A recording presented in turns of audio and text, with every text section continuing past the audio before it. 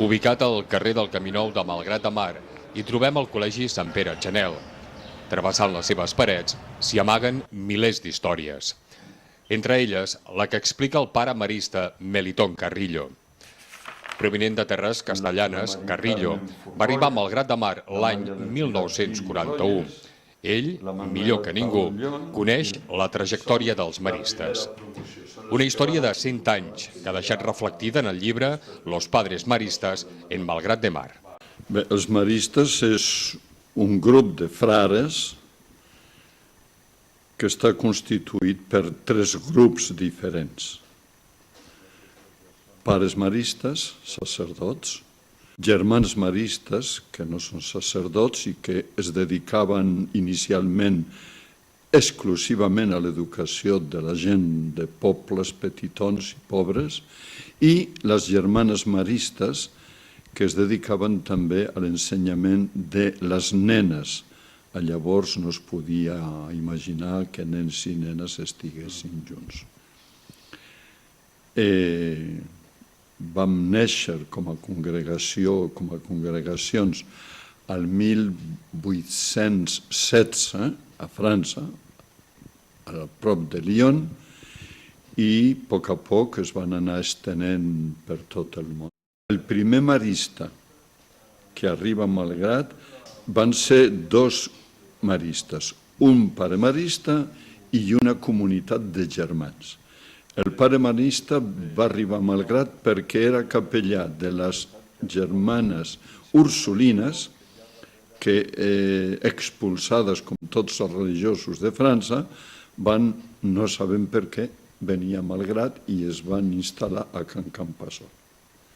I els germans maristes era un grup de 3 germans que venien a fer-se càrrec de l'escola parroquial fundada per el capellà, el rector de Malgrat, Pere Figueres. L'havien promès un local maquíssim. Els germans ja havien iniciat la preparació per venir-hi i de sobte es va trobar que el local promès no se'l podien deixar. Llavors va tenir un moment de dificultat, però el senyor Enric Arís, avi i besavi de molts dels aris d'aquí,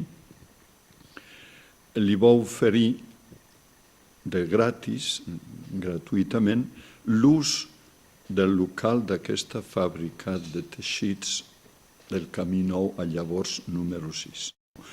I al 1908 els nostres superiors de França van decidir que s'obrís un seminari a Castella o a Navarra per buscar nens de Castella.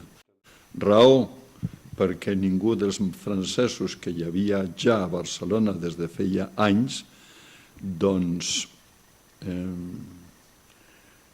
no parlaven ni sabien el català, ni l'entenien ni el parlaven.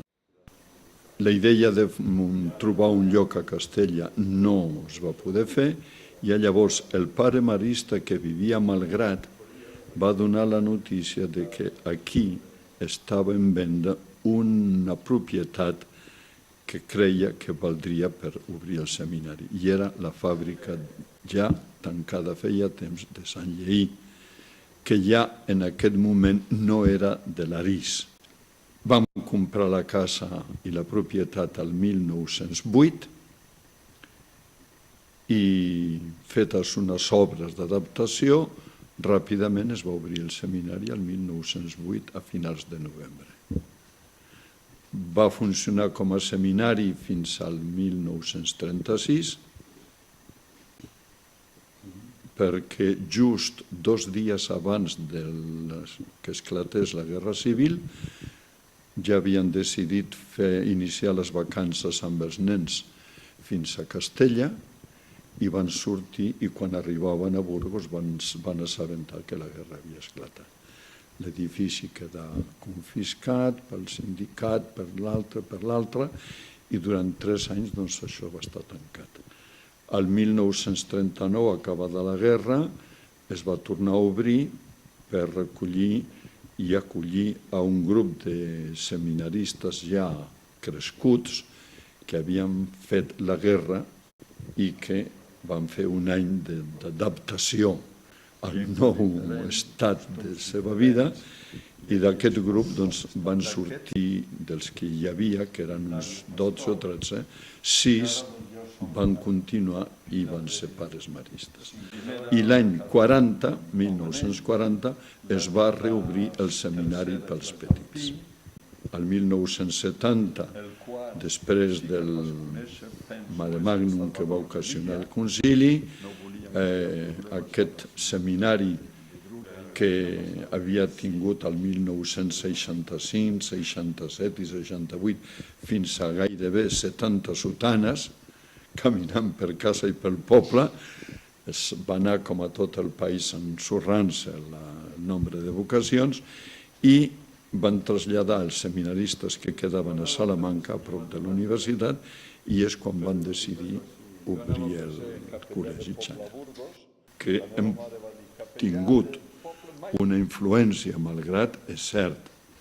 Per exemple, com a col·legi, vam instaurar, amb l'oposició del govern de llavors, que es va exigir un permís escrit del papa, un permís escrit del bisbe, un permís escrit dels nostres superiors de Roma, van instaurar l'educació amb nens i nenes a les mateixes aules, cosa que no es donava enlloc. Hi havia nens i nenes, per exemple, a Fonlladosa, dues escoles diferents, al Montserrat, aules diferents. Una altra cosa que vam impulsar també va ser l'associació de pares de família com a part col·laboradora de l'educació del col·legi.